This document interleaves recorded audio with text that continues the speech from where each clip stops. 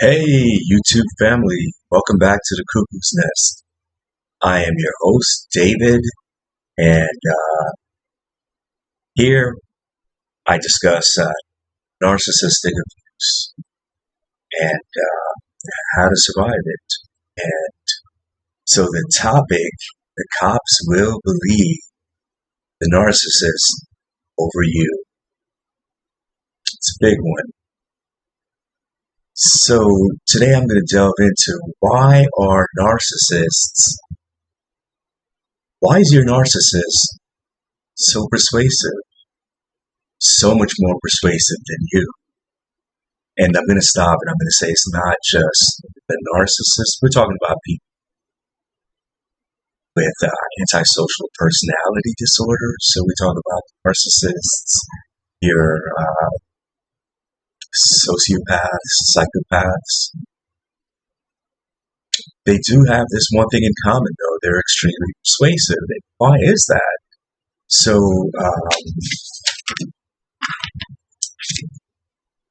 I'm going to read from my card here. It says here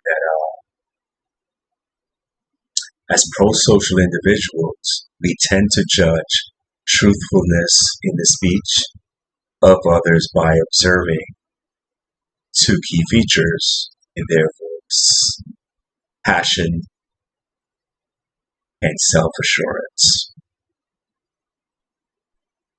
So does that mean that people with antisocial personality are just swimming in passion and self-assurance? Well, we know that they're not. It's probably just the opposite, actually. So why do we associate those two qualities, namely passion, self-assurance, in the voice and demeanor of a person who has antisocial personality disorder, as it pertains to their speech when they defend their actions and their conduct? So it turns out here, and I'm going to read from the card again, that as pro-social individuals, we also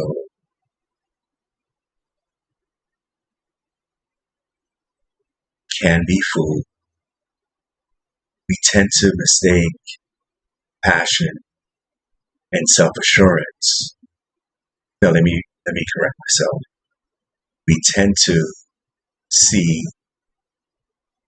lack of shame in someone's conduct, presentation, demeanor, and we often mistake it passion and self-assurance. So we're looking at somebody who has no shame, and one thing we do know is that people with antisocial personality disorders, they tend to not be able to experience shame, not the way we do. Shame, guilt, empathy, or remorse, they just don't. They don't experience it. So we're going to concentrate on shame, though, because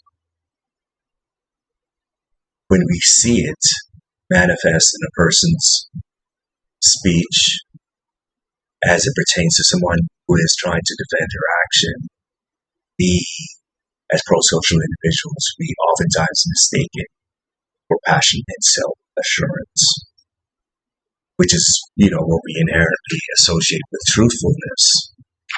So, is it that the narcissist, is it that he or she has an unfair advantage? Well, maybe. Does it mean that they always win? No, it doesn't mean that they always win. In the beginning, they typically do, and Before I get into that, I give some anecdotal evidences. You often hear, how many times have you heard of the cop who stops a serial killer's got a dead body in the trunk? He persuades the police officer to let him. So, my driver's license is expired, but I'll get it fixed. And, it's just a mix-up. My registration is.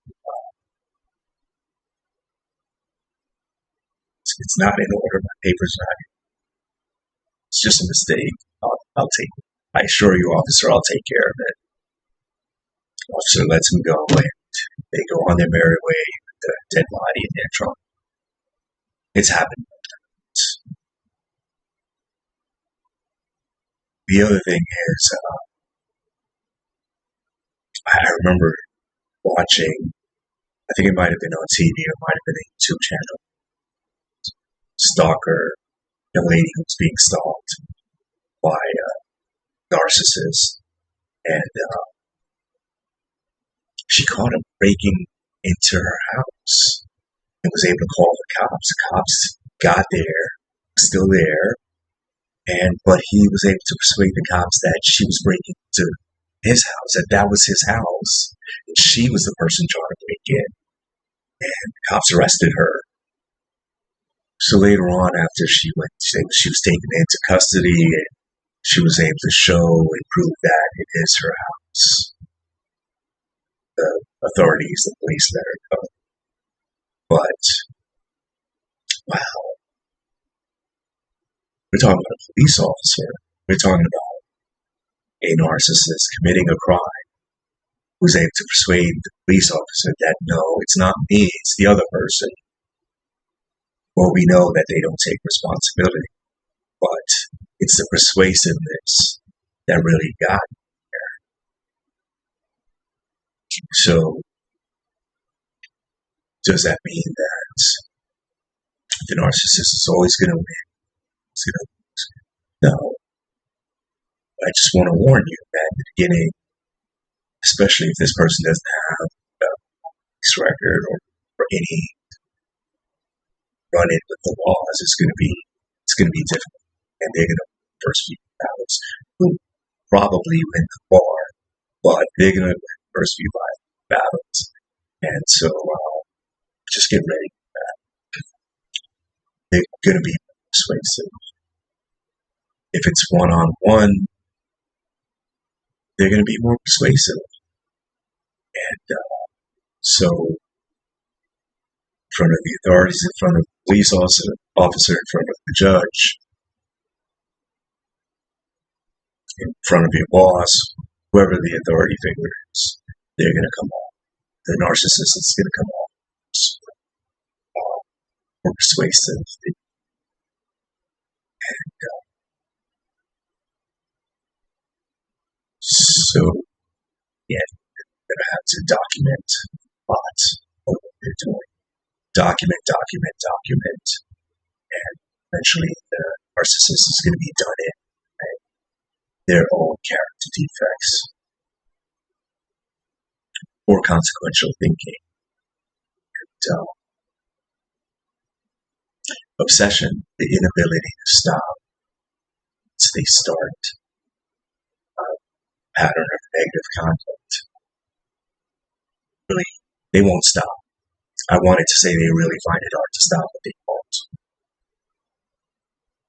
And a lot of times, all the time, they act with, especially when they're breaking the law, harming others, they act with the force of right.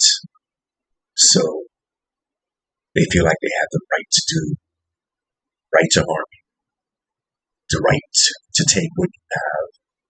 Really do, and sometimes they forget that they're breaking the law. And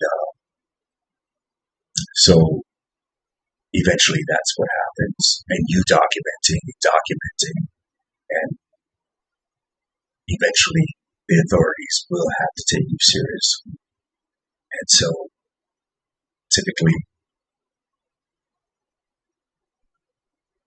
that's the way it ends, with you hopefully winning the war, but the narcissist winning the first battles.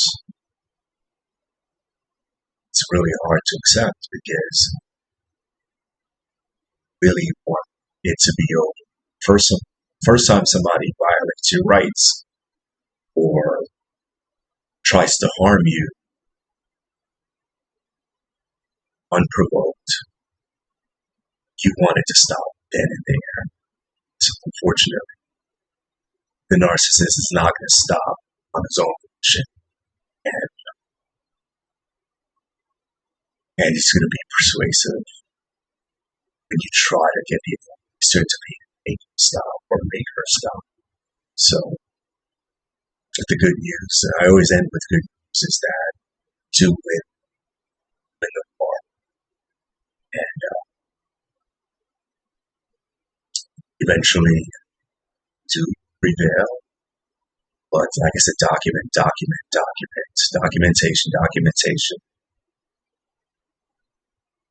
Don't let it come as a shock to you that they're able to persuade others, especially authority figures. They might try to persuade your friends that you're not really a good friend, and they might, in the short term, get away with it. So be prepared. But like I said, if you're persistent, your documentation, and eventually do prevail. So that's the good news. So thanks for tuning in. Give me a like and subscribe to my channel. It's a new channel.